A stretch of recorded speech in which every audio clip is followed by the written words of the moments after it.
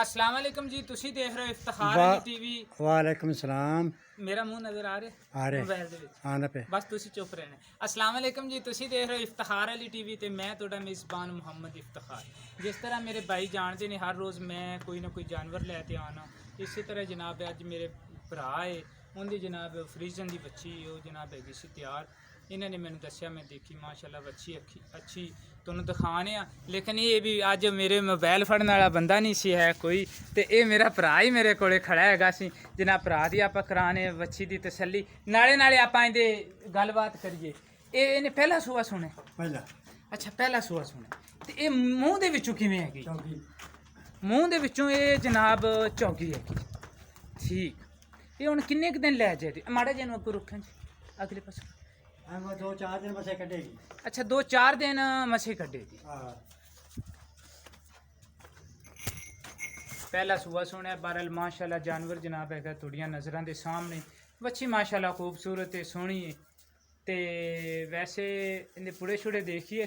ਇਧਰਲੇ ਪਾਸੇ ਆਇਆ ਜੀ, ਮੈਨੂੰ ਉਧਰਲੇ ਪਾਸੇ ਹੋਤੇ ਵੇਖਣ ਇੱਥੇ ਆਗਾ ਨਾ ਜਾਂਦੇ। ਇਹ ਜਨਾਬ ਤੁਸੀਂ ਦੇਖ ਲਓ।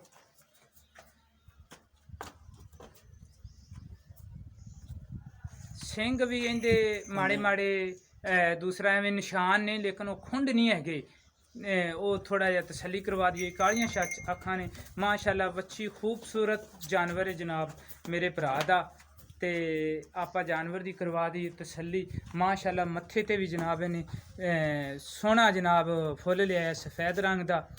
ਤੇ ਇਹ ਭਰਾ ਦੀ ਮੇਰੀ ਜਾਨ, ਤੁਸੀਂ ਇਹ ਦੱਸੋ ਵੀ ਇਹ ਕਿੰਨਾ ਕੁ ਦੁੱਧ ਕਰੇਗੀ?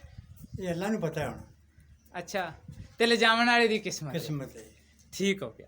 ਤੇ ਇਹਦਾ ਕਿਹੜਾ ਤੁਸੀਂ ਇਹਦਾ ਰੇਟ ਮੰਗਦੇ ਜੇ? ਕਿਹੜਾ ਤੁਸੀਂ ਲੈਣੇ ਨੇ ਪੈਸੇ ਕੀ? 3 लाख रुपया का रेट है। ਨਹੀਂ 3 ਲੱਖ ਤਾਂ ਜ਼ਿਆਦਾ ਹੈ। ਠੀਕ ਹੈ, ਤੁਹਾਡੀ ਬੱਚੀ ਖੂਬਸੂਰਤ ਹੈ ਸੋਹਣੀ ਹੈ। ਬਹਰਹਾਲ ਕਿਹੜਾ ਕਿੰਨੇ ਤੁਸੀਂ ਪੈਸੇ ਕਿਹੜੇ ਲੈਣੇ ਨੇ ਨਾ ਸਹੀ ਜਾਇਜ਼ ਉਹ ਤੁਸੀਂ ਦੱਸੋ। ਇਧਰਲੇ ਪਾਸੇ ਆਏ ਜੇ ਖੁਰਲੀ ਵਾਲੇ ਕੀ ਲੈਣਾ ਤੁਸੀਂ ਸਹੀ ਦੱਸੋ। असल फिर ना 2.5 लाख तो करनी होगी। 2.5 ਲੱਖ ਰੁਪਏ?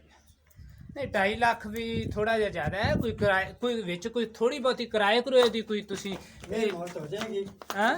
4-5 हज़ार रुपये वापस हो सकती।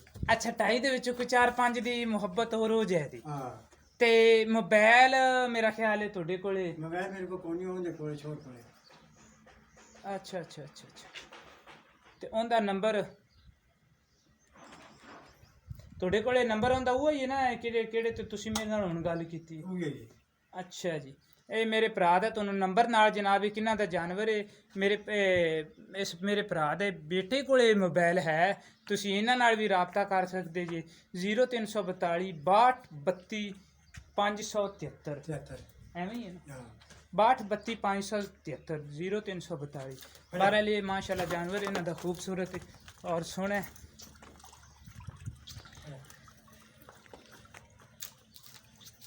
ਤੇ ਤੁਸੀਂ ਮੇਰੇ ਨਾਲ ਵੀ ਰਾਬਤਾ ਕਰ ਸਕਦੇ ਜੀ 0346 87 87 250। ਲੇਕਿਨ ਮੈਂ ਈਮੋ ਮੇਰੇ ਇਸ ਨੰਬਰ ਤੇ ਚੱਲਦੀ, ਲੇਕਿਨ ਆਰਜ਼ੀ ਤੌਰ ਤੇ ਕਿਹੜੀ ਮੇਰੀ WhatsApp ਹੈ ਉਹ 0318 065 83 91। ਇਸ ਨੰਬਰ ਤੇ ਜਨਾਬ ਮੇਰੇ ਚੱਲਦੀ WhatsApp। ਮੈਂ ਉਮੀਦ ਰੱਖਾਂ ਦਾ ਵੀ ਮੇਰੀ ਅੱਜ ਵਾਲੀ ਵੀਡੀਓ ਆਵੇ ਦੀ ਤੁਹਾਨੂੰ ਪਸੰਦ। ਸਰ ਅਗਰ ਪਸੰਦ ਆਵੇ ਤੁਸੀਂ ਲਾਈਕ ਵੀ ਕਰਨੀ ਤੇ ਸ਼ੇਅਰ ਵੀ ਕਰਨੀ ਤੇ ਇਫਤਿਖਾਰ ਅਲੀ ਟੀਵੀ ਨੂੰ ਸਰ ਤੁਸੀਂ ਸਬਸਕ੍ਰਾਈਬ ਵੀ ਕਰਨਾ। ਲਓ ਸਰ ਮਿਲਾਂਗੇ ਇਨਸ਼ਾਅੱਲਾ ਅਗਲੀ ਵੀਡੀਓ 'ਚ। ਪਾਕਿਸਤਾਨ ਜ਼ਿੰਦਾਬਾਦ।